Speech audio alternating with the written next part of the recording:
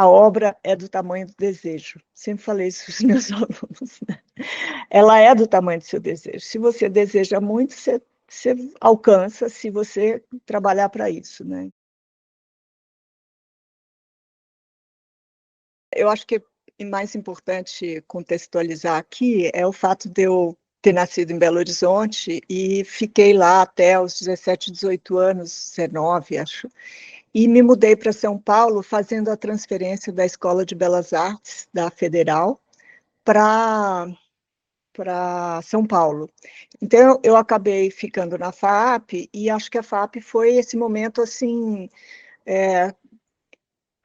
quando a gente vê juntar umas forças e uma energia super forte, não só do corpo docente, mas do corpo discente, pessoas super antenadas e a fim de trabalhar. Então, esse momento todo era um momento em que a gente estava estreando, era como um ensaio, né, para uma vida profissional solo, né, para deslanchar. Mas, ao mesmo tempo, a gente era um grupo muito forte, assim, de convivência, de trocas. Em aquele momento foi um momento de, de uma alegria e de né, um sentimento assim de que a gente estava entrando mesmo nessa carreira para ser artista, mas também, claro, um momento de muita apreensão, né? Porque para onde eu vou, que tipo de trabalho eu vou fazer, e ao mesmo tempo fazendo projetos solo, como foi a pintura como maker. Tinha essa ideia que acho que outros artistas já devem ter falado, né, de pensar a pintura não como alegria e o prazer de pintar, de uma certa forma a gente estava rebatendo o pensamento carioca da escola do Parque Lage, né? Então, porque, enfim, a gente teve outra formação, né? Nossa formação foi uma formação mais conceitual, mais crítica, né, no sentido de questionar o próprio meio, mas também pensar a pintura como meio e não como fim. Bom, enfim, dessa exposição, a partir daí, eu continuo na docência, continuo fazendo muitos projetos, e tem uma coisa muito relevante que eu acho que foi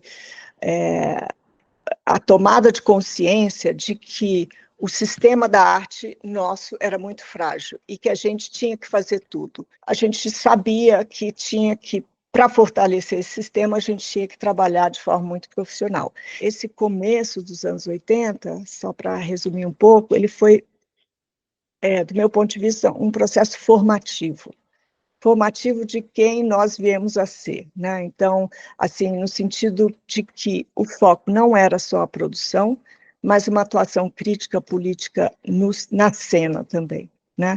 Então, essa coisa de inventar projeto, de ir atrás de patrocínio, de se financiar, eu sempre acreditei que isso faz parte da vida do artista, né? Como financiar seu trabalho.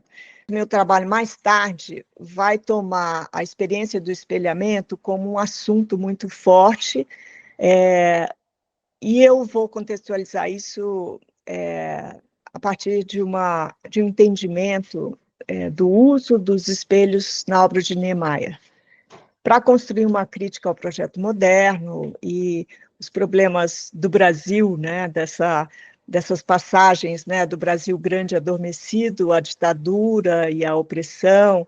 Então, enfim, eu faço toda uma elaboração sobre isso, que está no meu doutorado, mas naquele trabalho já há uma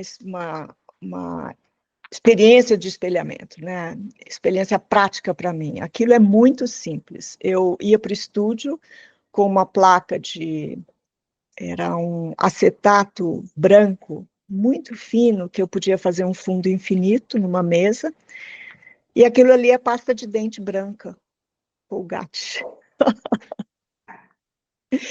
E eu, então, espremia aquilo e fazia essas bolhas, assim, essas formas, né? Parecem bichos, e com uma luz muito intensa, ela reflete no branco, o branco no branco, e o que a gente tem na imagem fotográfica? Você tem o oposto, né? Você tem o preto, porque tem uma coisa da luz intensa que estoura também, né? Então, você tem essa... Então, eu ficava no estúdio horas, trabalhando essas fotografias, e buscando melhores ângulos, porque óbvio que ali eu já estava delirando, eu não via mais pasta de dente, nem nada, eu já estava no outro universo, entendeu? Aquático, não sei o quê, né?